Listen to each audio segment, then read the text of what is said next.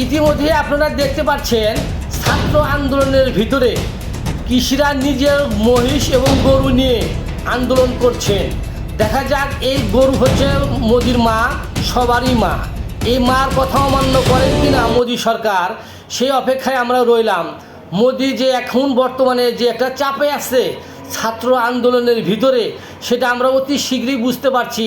যে কোনো মুহূর্তে মোদি সরকারের পতন হতে পারে, কারণ যেহেতু কৃষিরা তাদের নিজের গরু মহিষ নিয়ে আন্দোলনে নেমেছেন।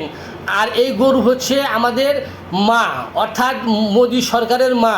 আর মার কথা কীভাবে অমান্য করবেন এই মোদি সরকার? আমার তো মনে হয় এখন মোদি সরকারকে পদত্যাগ করতে বাধ্য হবেন, কারণ যেহেতু তার মা মাঠে নেমেছেন আর মার কথা অমান্য করার মতো মোদি সরকারের নাই।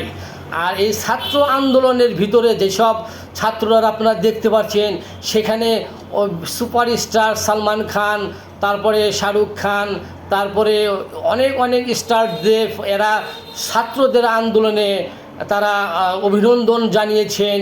এবং আমাদের মুসলমানরা দেখছেন যে যতটুকু পারছেন হিন্দু ভাইদেরকে সাহায্য করছেন, কেউ বা তাদের মুসলমানদেরকে বাতাস করছেন, কেউ হিন্দুরা মুসলমানদেরকে বাতাস করছেন, মুসলমান হিন্দুদেরকে বাতাস করছেন এই আন্দোলনটা কঠোর হওয়ার জন্য। আমরা ইতিমধ্যে দেখতে পাচ্ছি যে পরিমাণ আন্দোলনটা শুরু হয়েছে, যে পরিমাণ আন্দোলনটা হচ্ছে, তাতে আমার মনে হয় না যে মোদি সরকার আর বেশি দিন টিকে থাকতে পারবেন। ইতিমধ্যে আমরা জানতেও পেরেছি যে সে বাংলাদেশ ইন্ডিয়ার সেনাপ্রধান মোদি সরকারকে বলেছেন অতি দ্রুত দেশ ছাড়তে বাধ্য হবেন এই মোদি সরকার। সেনাপ্রধানও নিজেও বলেছেন।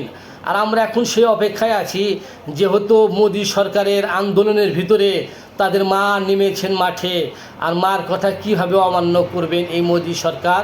আপনারা দেখতে পাচ্ছেন কিছুদিন আগে মোদি সরকার নিজের ফেসবুকে লাইভে এসে সেই ছাত্রদেরকে বলেছিলেন শিক্ষামন্ত্রীকে যে কোনো মুহূর্তে আইনগতভাবে ব্যবস্থা নেওয়া হবে, কিন্তু ছাত্ররা সেটা প্রত্যাখ্যান করেছেন। ছাত্ররা প্রত্যাখ্যান করে বলেছেন আমরা যে আন্দোলন চালিয়েছি সে আন্দোলন আমরা চালিয়ে যাব।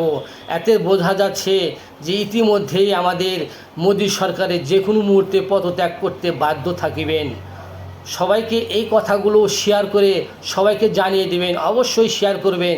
আপনারা যদি একজন মুসলমান হয়ে থাকেন, আপনারা যদি একজন হিন্দু হয়ে থাকেন, অবশ্যই এইগুলো শেয়ার করে সবাইকে দেখিয়ে দিবেন, জানিয়ে দেবেন। আসসালামু আলাইকুম।